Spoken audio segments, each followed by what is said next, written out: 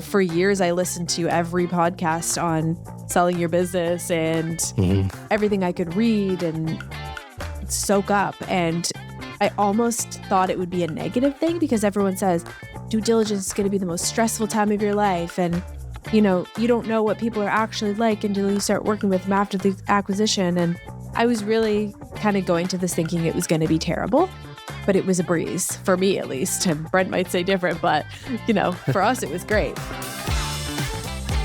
Welcome to the Agency Hour podcast, the most helpful podcast on the planet for digital agency owners. That's right. This is the first episode for 2026, and we've switched things up a little bit. We've reinvented our North Star here at Agency Mavericks. Of course, Agency Mavericks is the company behind the Agency Hour podcast. And so I just want to share it with you guys publicly here so that you can get used to the new verbiage, as they say. Our vision here at Agency Mavericks now is to be the most helpful team on the planet for digital agency owners, which means the purpose of this podcast is to be the most helpful podcast on the planet for digital agency owners. Our mission is to find one digital agency owner every single day, every working day of the year, 240 working days in a year, that we can help. That is our mission. And our values are very simple. Share the love, tell the truth, and get it done. So, having said all of that, our very first episode of the Agency Hour podcast for 2026, our feature guest today is Taylor McMaster, who is the founder of Dot & Company, who are a fractional account management agency for marketing agencies. So if you're a marketing agency and you have too many clients and you're not ready to hire a full-time account manager and you don't really know how to do it, and you want to hire an experienced account manager who's already got a proven process and knows how to do the job, but you don't want to recruit them, you don't want to go through the process of trying to figure that out, then just go and talk to Taylor and the team at Dot & Company, and they'll help you out because that's what they do. And more excitingly, they were acquired late last year, by our good friends at E2M, who of course are our sponsor here and our partner. They are part of the reason that this podcast is possible because they partner with us every year. Of course, Brent Weaver, ex-UGurus, probably my biggest competitor of all time, is the CEO of E2M. So now we are partners, and it's been amazing to be able to present some online events with Brent and to be able to spend more time with Brent. It's been awesome. And so Taylor was on our podcast last year before they got acquired with Johnny. This is the first time I got to meet her. We talk a little bit about her entrepreneurial journey, her mindset, her desire to go premium from day one and what that meant about some of the choices that she's made, what the acquisition looks like, how the integration is going with E2M, and where agencies are getting stuck. I mean, Taylor's team get to see inside lots of agencies, so they see the patterns, they see what a successful agency looks like and what a struggling agency looks like and the difference. And so we unpack all of that in this episode. So stay with us. I'm Troy Dean. Let's go and meet Taylor McMaster. Ladies and gentlemen, please welcome back to the Agency Hour podcast, Taylor from Dot & Co. Hey, Taylor, how you doing? Hey, good. Thanks so much for having me and finally got to meet you. Yes, thanks for being here. You were on the podcast last year with Johnny, which was a great episode. For those that don't know and those that missed it, who are you? What does Dot & Co do? And what are you doing here? Yeah, so my name's Taylor. I am the founder of Dot & Company, which was recently acquired by E2M Solutions, which we're going to get into on this episode. But Dot & Company, we help marketing agency owners remove themselves from the day-to-day seat. We provide full service account management services. Wow. Okay, so this is, I don't know that there are many companies like you in the space, right? There's plenty of companies, like plenty of companies like E2M that do, white label development and design and copywriting and, WordPress maintenance and all that kind of stuff. But this is, you're interacting with agencies' clients. Mm-hmm.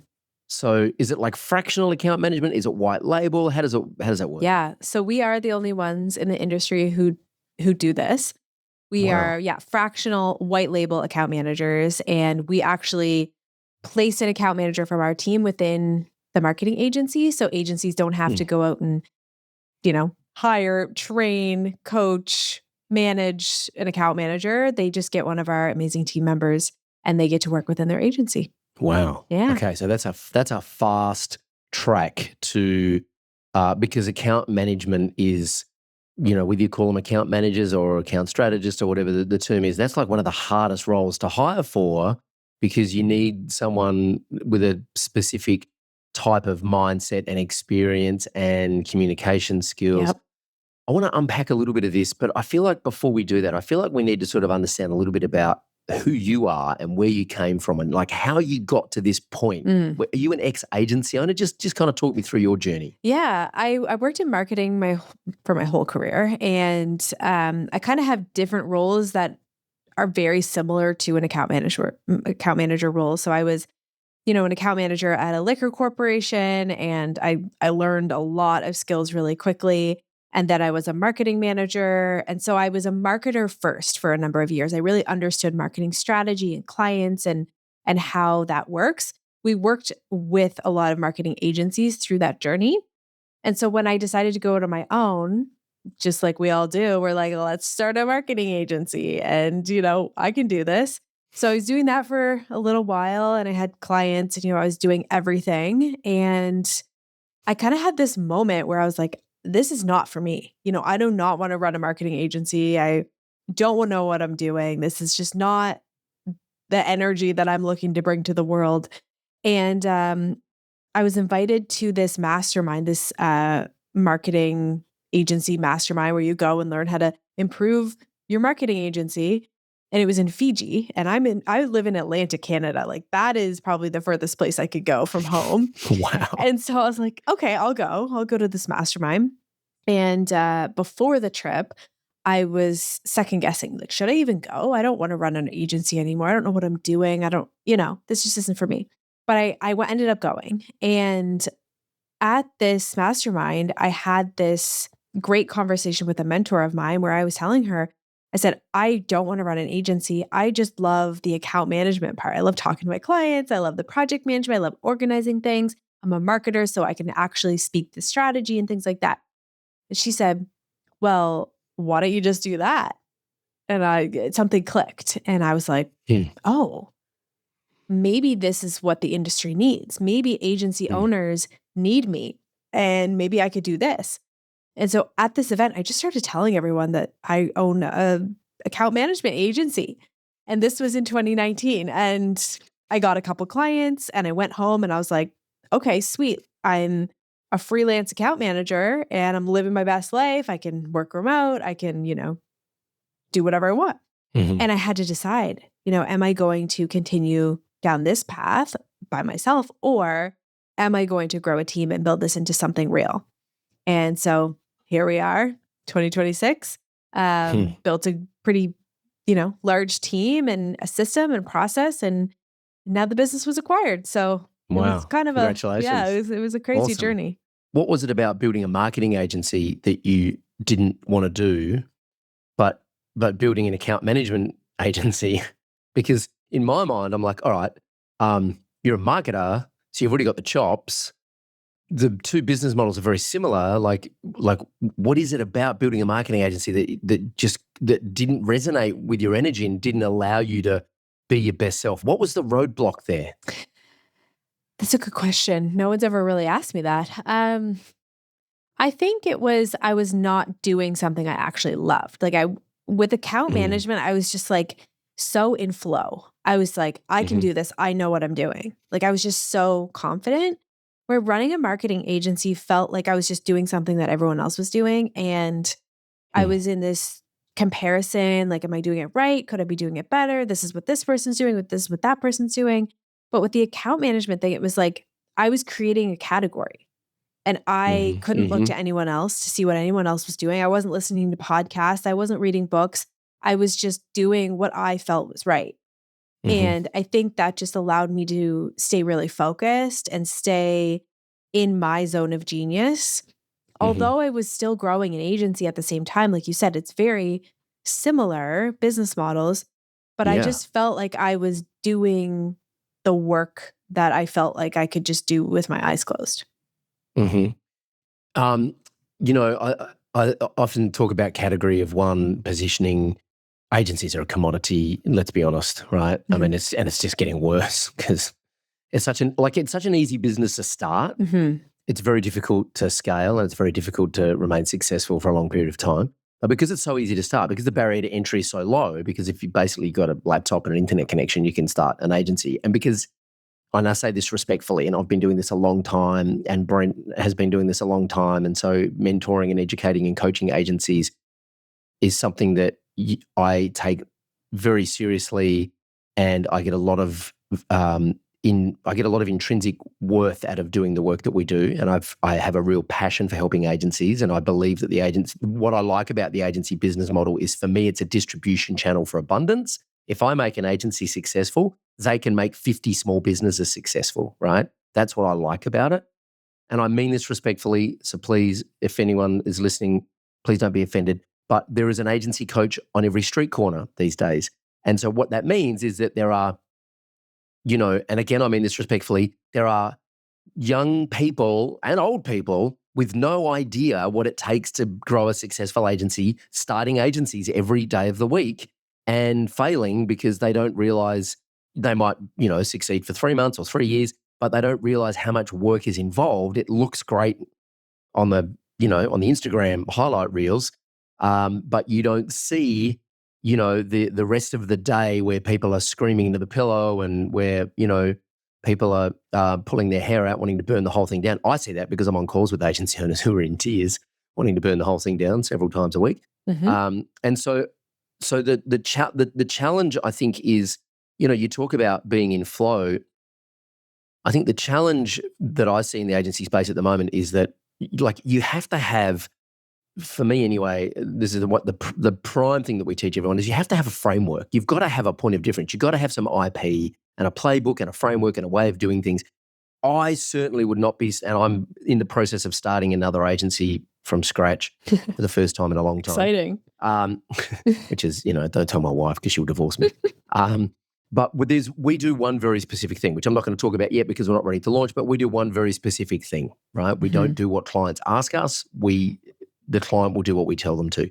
And that's just because we have the experience that we know that that's what they need, right? So we don't run ads. We don't post pictures of your Christmas party on Instagram. We don't do any of that kind of stuff. So I'm curious what you've seen after kind of trying to start a marketing agency, and now you're an account management agency and you're working inside all these agencies. Mm-hmm. What are you seeing that's working, and what are you seeing as the common roadblocks that agencies are coming up against that are really preventing them from growing to the next level? Man, there's a lot of things, as you know. But yeah, coming back to that category of one, the successful agencies that we've worked with over the years, I mean, this is a generalization. There's ones that are outliers, of course, but it's the ones who know exactly who they serve, and they serve those people well. And that is what they're known for in the industry. They get referrals because of this, and they're just really, really good at serving one specific niche. And I think what happens when you do that is your business creates such efficiency. And from an account manager perspective, when we work in an agency that does one thing, it's so much easier for us because we know how to onboard them. We know how to speak to them. We know what the pain points are. We know how to manage those clients. It just becomes so much more efficient. And we see those agencies scale way faster. So I'd say that is what's differentiating people, especially today. Like you said, there's a million different agencies you can work with, but the ones who are specialists are the ones who are successful. And I think that teams get really excited about that, especially what I see through my account managers. When they step into an agency, there's a level of confidence when you're working with an agency that does, one specific thing. They serve one audience, and they help with one pain point, It's just, it creates just such a ripple effect within the agency. Yeah. I want to talk about specialization and niche and ICP because the Brent and I have this conversation all the time. I think, and he wrote a book about it, right? Like Get Rich in the Deep End. The word niche, or niche as you guys say on your side of the planet, I think a lot of people misunderstand. A lot of people hear that and go, okay, I just have to focus on accountants or coaches or financial planners. How do you, when you say agencies that specialize and solve a particular pain point, what's the advice if someone's just starting out and they're doing, maybe they've got to like 30 grand a month in revenue and they've kind of got through startup phase. What's your advice to them? Is niching like picking an industry or a vertical? Like, how do you think about this, and what are you seeing, that's working in those? Because I would love to be a fly on the wall when your account managers are deployed into an agency, and I mean this with all due respect to agency owners, but let's be real. When your account manager is deployed into an agency that is a shit show and don't know what they're doing and they're running around like a headless chook, and your account managers come back to you, love to be a fly on the wall in those meetings, right? So what with the whole like niching down thing, how do you unpack that? What's your take on it? I mean, I can speak from my experience of niching down and what that meant for me. What it allowed me to do is, and I mean, I still get the feeling sometimes you might be on a sales call and it's like, oh, they don't need what I offer here, but I could help them and I could, spin this service off and, just help this one client, like we as I think human beings, but especially entrepreneurs, we love a shiny object and we love the dopamine hit of helping this one client and doing this one thing. But it just, I don't know, like having a niche and being able to say no to clients and being able to say, I'm sorry, I can't help you there, but maybe go talk to this other person. It just creates so much momentum. And for me, being able to be such a specifically, we work in a niche for sure. We work with marketing agencies and we only do account management. But within that, we have tons of different types of agencies we work in. So even though we're very niched and we're very specialized, within that, we still have creativity. So I think for agencies listening who are thinking they need to niche, it doesn't need to be so specific in terms of you can only work with lawyers and do SEO. Like it can be still a creative arm within a specialization, but you just, the way I think of it is, and I'm a marketer, so this is how I think, but if someone comes on your website, who is it that you serve? Speak to that one person.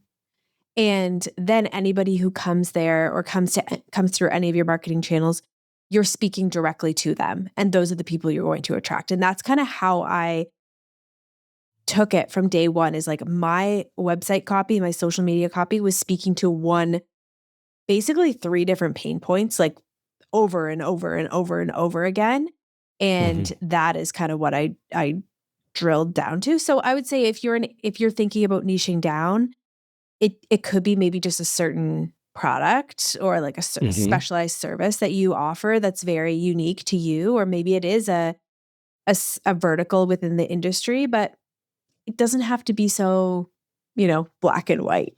Yeah. I think a lot of people hear niching down and they think they just need to go after a particular industry, like a vertical. And I think that's a misunderstanding. Yeah. Your niche can also be the service and the way that you provide that service. Exactly. Right? Growing a podcast is a niche, but you could work with a whole bunch of different types of industries and different types of thought leaders. Yep. But all you do is you take someone's ideas and their experience and their IP and you turn that into a podcast and you share that and you help them grow their authority, right? That's an example of niching down. You know what I love about what you said is the creativity, because as a creative, what I've learned over the years is that, and this is a very common sort of school of thinking around creativity, is the more boundaries you give a creative person, the more creative they can be because they know the parameters. The worst thing is looking at a blank page, right? Like create me something. And my daughter, who's 5, who is a prolific drawer, she gets out of bed in the morning and she'll draw 10 pictures before breakfast, right? She'll draw everything. She'll draw family, she'll draw princesses, she'll draw unicorns. And sometimes she'll be frustrated at school and I can see what's happening. She wants to draw something, but she needs some parameters. So I'll say, draw me a prince. And straight away she'll be off and she'll be drawing a prince, right? Because she now knows what the parameters are, what the guardrails are. Whereas if you don't have those guardrails and you're trying to be creative, it's too broad. There's too much space to play. I agree. And so I love that you mentioned that because, and also if you become a specialist, you get really good at copy, you get really good at ads, you get really good at content because you know who you're talking to, you know their pain points. And also the other thing that happens is you become easily referable, right? Mm-hmm. Like if I'm talking to anyone in our space now, and E2M are a big partner of ours, and so it makes sense. But even if they weren't, if I'm talking to anyone in our space now and they say, well, we're having a problem with account management, I would say, hey, just go and talk to Taylor and the guys at Dot & Company because that's what they do, Mm-hmm. right?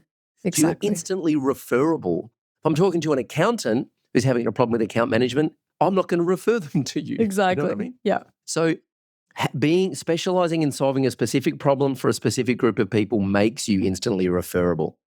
Okay, we do need to talk about the acquisition, right? Obviously, you're not going to tell me how much they paid you for it, which I would love to know, but you're not going to tell me, so that's fine. But what I do want to know is like, do you have to work there for the rest of your life? What does that look like? Yeah. Like, what's the just till I die? Like I just signed away my life. Right. No. For a year, for sure. But I can see it going longer. You know, I absolutely love the team at E2M. Yeah. Obviously, I love my Dot team. And it's interesting because as I was growing the business, I always knew I wanted to sell it. And it was just a goal of mine. You know, for some people, they want to grow a business and keep it forever. And for me, I knew there would be a point where I wanted to sell it. And that was just my goal. And through that process, I was building it so that I didn't have to stay on with the people who bought the business because I couldn't see a world in which I would want to do that. Now, because it's E2M, because it's Brent, Manish, the whole team, I'm like, please don't get rid of me. I love you guys. I want to be a part of this. So it's really it's been a really interesting process, which I'd love to dig into how that went. But I'm having the time of my life. It's so fun. I know I don't want to talk about numbers and I'm fully respectful of everyone's privacy, but there's one question I want to ask. Is there anything in the deal that you didn't get that you wanted, or is there anything that surprised you that's like, oh, wow, I hadn't even thought about that as a parameter? I mean, your business is always worth less than you think it is at the end of the day. Everyone tells you that, but then in reality... A bit like your children, actually. Yeah. Your children are worth more to you than anyone else. Right? Like you kind of, I don't know, you have this number in your head and then you have to negotiate. So I don't know that was a surprise, but everyone tells you that. I would say, I don't know, like... It's just kind of a blur to me now, you know, what I expected versus what happened. But like we were I'll call it negotiating, like in talks for over a year. So the conversation just kind of evolved and it was just kind of like you take some, you'll give some, you just figure it out to make sure it works because we both wanted it to work. And it was kind of like a marriage, you know, at the end of the day, it was like combining two households. So it was a really positive experience. You know, for years I listened to every podcast on selling your business and everything I could read and soak up. And I almost thought it would be a negative thing because everyone says due diligence is going to be the most stressful time of your life. And, you know, you don't know what people are actually like until you start working with them after the acquisition. And I was really kind of going to this thinking it was going to be terrible, but it was a breeze for me, at least. And Brent might say different, but you know, for us, it was great. Well, I mean, I know Manish and Brent very well, and I know Vishal and I know Kushbu, and I've spent time with them. I've had dinner with them. We've been at events together, except Brent. I've never met Brent in real life, but we will at some point. And all that might be true, that due diligence could be a nightmare. It depends on who's on the other side of the table, right? Yes. And so when you're dealing with Manish and Brent and that team, like I've never had anything but a great experience dealing with E2M. And I don't say that because they're our partner. They're our partner because I can say that. Yes. Right? Yeah. Like we are just so aligned in values and they're just good people. And so it doesn't surprise me that due diligence was painless. It might have been a bit painful from an admin point of view, but I don't, you know, if you're dealing with a private equity group that values your company, I get this all the time, right? I get people it drives me nuts. I actually realize now it's a cold email sequence that happens, right? It's like, oh, we're representing this family office that are looking to, acquire companies like yours.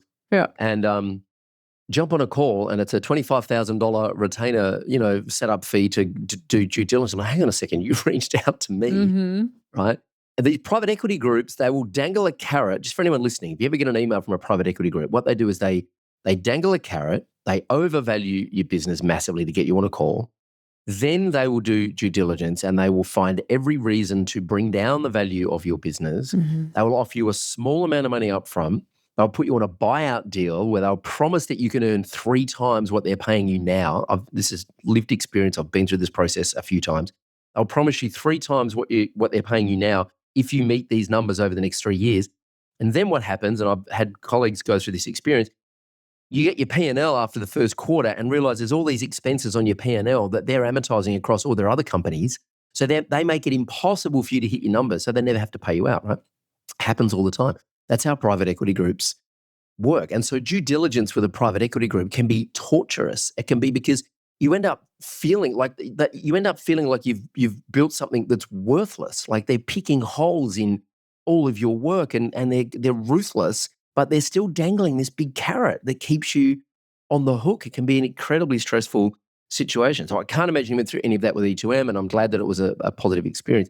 What's the integration looking like now? Like how, is Dot & Company just a completely owned subsidiary of E2M? Like, do you work with their team? What's the integration looking like? Yeah, so Dot & Co will still be its own brand, its own company, completely separate from a legal, from a marketing perspective. But we are working together on a lot of fronts. So as you know, E2M, they sponsor a lot of events. They attend a lot of events. So we're piggybacking on that. So we, as Dot, will be at the majority of the events this year that they are sponsoring. So there's a lot of that collaboration. We are leveraging their team a lot. So for example, they have recruiters. They have full-time recruiters on their team. They're helping us with some recruiting work. Or, we already worked with the same CMO, fractional CMO. She worked in both companies, Joe Williams. It was amazing. And, we get to now work all together. Our sales manager and their sales manager, they're helping each other when they're on vacation now, which is really cool. So I'd say integration is, we're working more with the E2M team than I thought we would in a very positive way. Yeah. Still running separate P&Ls and separate contracts and everything. Okay, interesting. And how big's your team? How big's the Dot & Co team? We have just over 30 people. Oh, wow. Yeah. Cool. Yeah. And where are they based? Are they all in Canada or? Yeah. So the majority of our team is in Canada. We have a couple of people overseas, back-end team, but all of our account managers are Canadian. So how do the economics work? If I'm an agency owner and I'm looking at hiring a fractional, I haven't checked out your website or your services or your pricing. I should have, maybe I don't know. Is it publicly available? Like, is it? No. So it's, you get on a call and you kind of work it out with each agency. Yeah. Yeah. So, it's one of these things where most agency owners don't know what this role should look like in their agency. They don't know what a really great account manager looks like. A lot of people have had poor experiences in hiring and they're just not sure what they need. The biggest question is how many clients can one account manager manage? So we definitely want to. What's the answer to that, Taylor? Well, it's a range it depends. So we want to chat with an agency owner and see, are they a good fit? But what can this look like within their agency? And is a fractional account manager the right fit? Or is it not? So, every agency is so unique. Yeah. But our range is around 4,500 plus for an account manager. Yeah.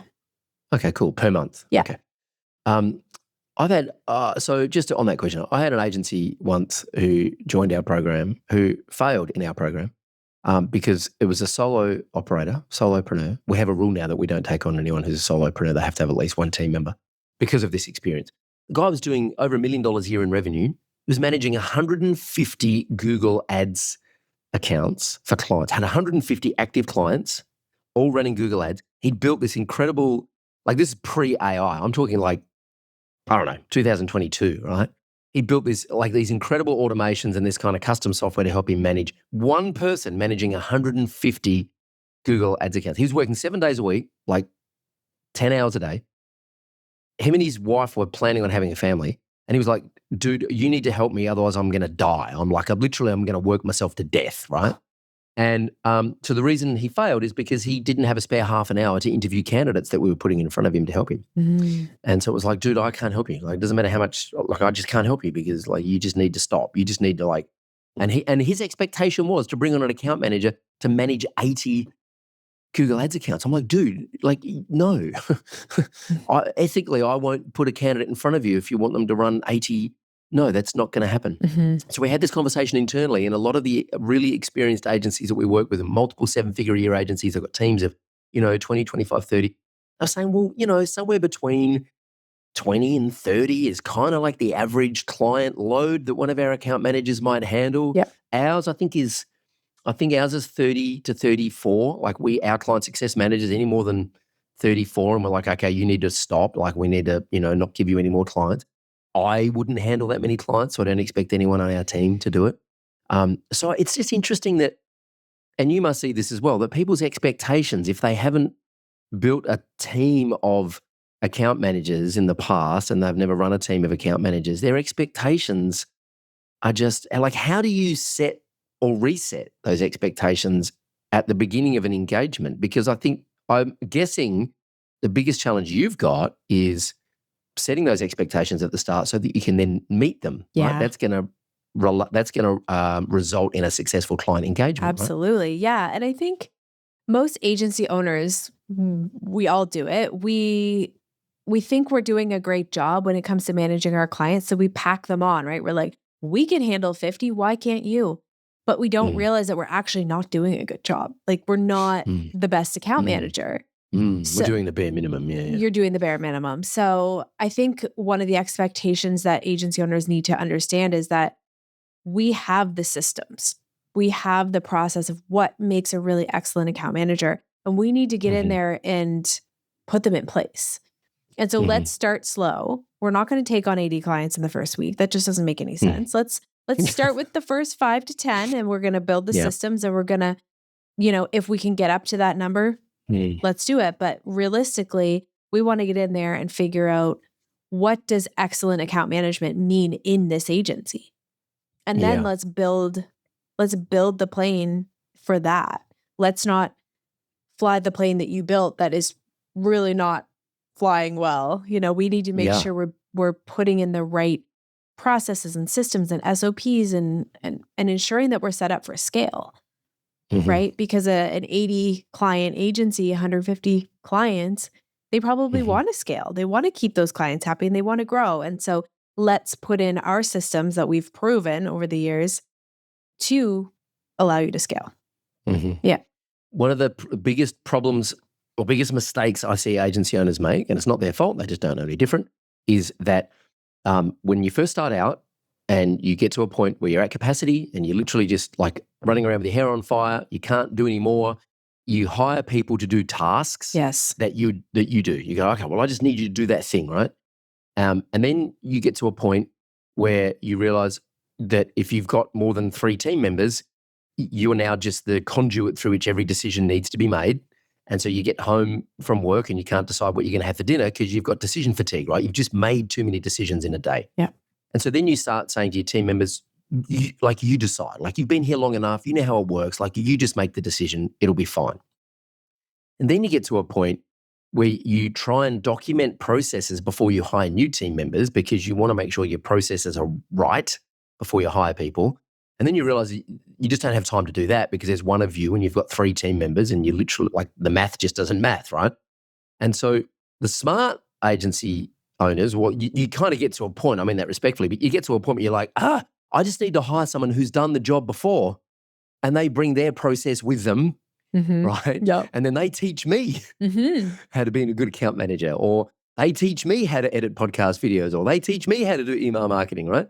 Like, I don't need to know all the details as an agency owner. Yes. Right? Like, if I'm flying the plane, I don't need to know how they serve the food in business class. Exactly. Right? Like, I can't be across all the details. So I guess what I'm saying here is, like, flying your flag a little bit is like, you guys have already got the SOPs in place for successful account management. Yes. Agency owners should be looking at that and going, this is a fast way for me to document how to run my agency by just hiring people who already know how to do the job. Yeah? Exactly. Yes. And learn from other people's mistakes. We've made plenty of mistakes, and you get to learn, like you get to get that, by just working with us. And it's same like if I want to do an excellent podcast, I go find a producer who has the studio set up, who already knows how to record and do all the things, and I just show up because I don't want to invest the time, energy, and to make those mistakes. That's going to take me 10 years of experience that he has. And it's like that. An accountant is, you do that with every other area of your business and your life. Like it's the same thing with account management. What's the mindset there though? Because, you joined us here on the podcast and we were instant. And I remember we were going back and forth with the scheduling and you were like, I need to talk to my podcast team. And I'm like, oh, that's interesting. You got a podcast team. It's rare that we hear that. You turn up, you're in a studio, you've got professional mic, great lighting, professional headphones, all good. A lot of people turn up, they're on their laptop, right? Like the camera's up their nostrils, they've got AirPods in, it's really echoey, it's really roomy. What is the mindset there? Like, what is it about your mindset as an entrepreneur that says, okay, I'm not prepared to accept this standard? Like it has to be this good. And also I haven't got time to do that. I'm just going to find someone who's already done it. Like where does that come from? Does that come from your upbringing or just your professional experience or? That's a good question. For me, I grew up with entrepreneurs. So my family, they're all entrepreneurs. And I think they instilled in the mindset of invest in your business, like invest to grow. And so as I've been learning business over the years and listening to the pros, it's always like, if I put in $1, how do I make that into $10? And so for me, as I was growing Dot, I decided really early on, I wanted it to be premium. I wanted it to be high end. I wanted that experience to be the best of the best. And so, I've just always tried to reinvest into the areas that actually make a difference. And I think I see that within the entrepreneurs that we work with, the ones who stick around for a long time, who see the best results, not only with their account management, but with their agency as a whole. Those are the ones who are just willing to reinvest into their business. And they're not just trying to take out as much profit every month as they can. And they see the long game. So I think it's just that mindset of how do I play the long game? How do I invest in my business in the right areas? And you know what? Most people aren't playing the long game. No. Which I actually think is a huge competitive advantage. If you can get your head around the long game, no one's playing the long game. So there's you talk about blue ocean. Everyone talks about blue ocean, right? Blue ocean, just play the freaking long game. Yeah. Because you play the long game long enough and you're in a blue ocean because no one else is left. Yeah, that's true. Right? Yes. Do you know what I mean? Final thing I want to talk about is I want to talk about what you're most excited about and what you're most frustrated by. But before we do that, I just want to talk about self-care. You've got account managers who work fractional. They're working in multiple agencies, right? They might be working with, a client load in multiple agencies. They're context switching, they're task switching. How do they look after themselves? Mentally, how do they not burn out? Yeah. So right from the beginning, I made sure that our culture was very relaxed and ensuring that everyone takes time for themselves. Because the reason that I started this business was I didn't want to work a 9 to 5 anymore. I wanted to do my laundry. I wanted to go to a workout class during the day. If I wanted to get coffee with my mom, I was able to do that. So it's been part of our culture from the beginning. So we very much so encourage all of our account managers to set those boundaries within their role. So we don't ask them to work 40, 50 hours a week. We ask them to work 30, 35 hours a week. But within that time, we expect high performance and accessibility. We want it to feel like you're full-time for your account manager or for your agencies you're working in. But what you do within that is up to you. So we want to make sure you're getting your work done and we trust you. So that is the culture that we've developed early on. And I think we hire the type of people who can handle this workload, who have been there, done that, worked in agencies, burnt out. They understand what the worst case scenario looks like. So now when they step into this role, they kind of set themselves up for success. And that's something we encourage them to do. That must be a breath of fresh air for them. Yeah. I've worked, when I first started out, I rented an office in an agency, in a traditional advertising agency that had no digital, right? Like they literally had job folders in a rack, and they would hand the job folders. They were old school. They were doing like TV campaigns and radio ads and stuff. And I was doing voiceovers back in the day, and that's how I met them. I did a bunch of voiceovers for campaigns that they were working on, and then I started my web agency, and I ended up renting an office space with them. And I would see the account managers. It was like, oh my, it was just like the worst job in the world, right? They were just like getting smacked around by clients. They were working till 8 o'clock at night. They were drinking by 5 p.m. Fridays, they were drinking at lunchtime. It was like, it was just a horrible culture. And and also there was literally a glass wall between the account managers and the studio that were doing all the work, right? I was like, why? There was massive disconnect. The account managers would open the door and go into talk to the studio manager who protected the creatives in the studio. And I was like, this massive disconnect between what the clients are asking, and everything's getting lost in translation. And there was a high churn as well in those agencies where, staff come in for 6 months or 12 months, they get burnt out and they just move on. And so that's why I was asking about self-care, because the traditional account management role in agencies is really hard. It is. What are you most frustrated by right now? If you could wave a magic wand and fix one thing, what would you fix? I would say the mindset for entrepreneurs. I feel like there's a lack of confidence in the world right now. And I think that people just have to believe in themselves and not look for external validation. Like I could have absolutely looked at all the things that were going wrong in my business, in our industry. So many people told me that this model wouldn't work and that this business wouldn't work. And I just didn't listen. And I think that comes back to just being super confident in yourself. And so I wish that more people would just listen to themselves and kind of tune out the noise in the world right now. I don't know. Maybe that's too deep. Maybe that's not what you were looking for, but. No, I mean, I wasn't looking for anything specific. I was looking for the truth, really. And I mean, I think Brent and I have, spent the last 15 or 16 years each telling agency owners they need to put their prices up and actually charge what they're worth. Otherwise, they're going to go broke, right? Yeah. And I think there is a lack of belief. And I think a lot of that comes from the fact that marketers tend to hang out in marketing circles. Yeah. And so they think that everyone on the planet knows how to do what they do. And they forget how valuable their skills are because they think that everyone knows how to do it. And particularly with AI, I actually think the opportunity now is better than ever. I think AI is creating more opportunities for agencies than anything because what's happening is if you think about what AI is doing to the average, first of all, most people don't know what's going on with AI, right? Most people are completely clueless. They've got no idea what's happening with AI. We know what's happening with AI because we live and breathe it every day and we're using it every day. Most people aren't. But those that are now starting to understand what's possible. Oh, so now we can run a video campaign as a small business, whereas previously we couldn't because we couldn't afford the crew.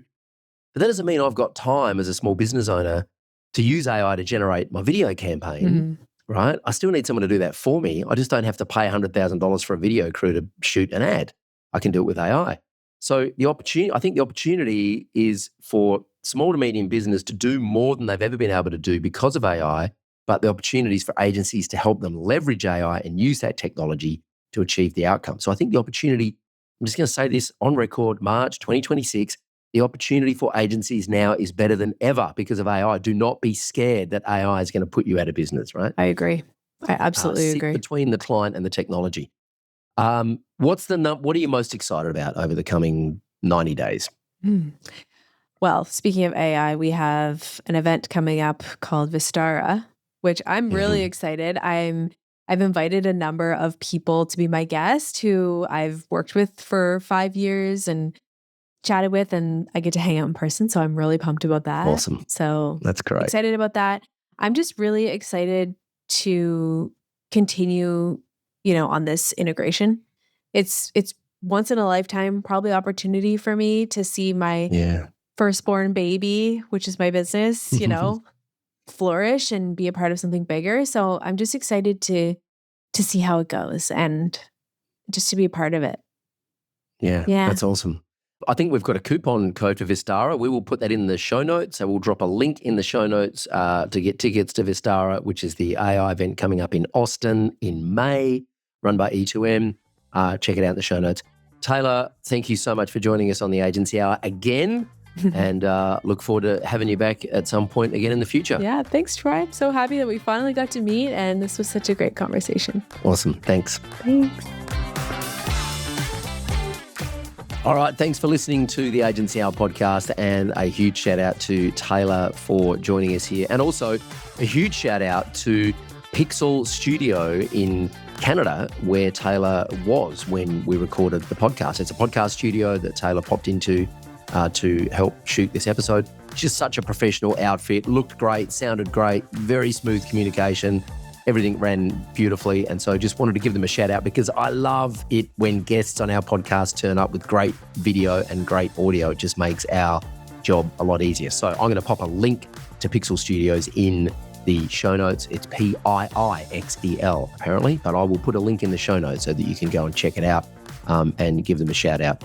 And also make sure you click on the link in the show notes to grab your tickets to the Vistara event coming up in Austin, Texas. You do get a discount as being part of the Agency Mavericks community. I'll pop a link in the show notes there. Get out there. Hopefully, when this episode goes live, there are still tickets available because I know they're selling very quickly.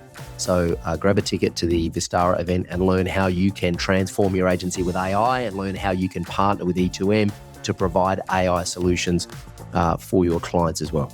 All right, it's good to be back here on the podcast for 2026. We've got a whole bunch of exciting guests and content and episodes coming up for you throughout the year. Got a very big guest coming up in May who I can't announce yet, but someone who I've never met, and I'm very excited to meet them. They've been a massive influence on my entrepreneurial journey. They have informed so much of my thinking, and still to this day, I use the things that I learned reading this person's first book when it came out many, many years ago. So I'm very excited to bring this guest to you in May. Stay tuned for that.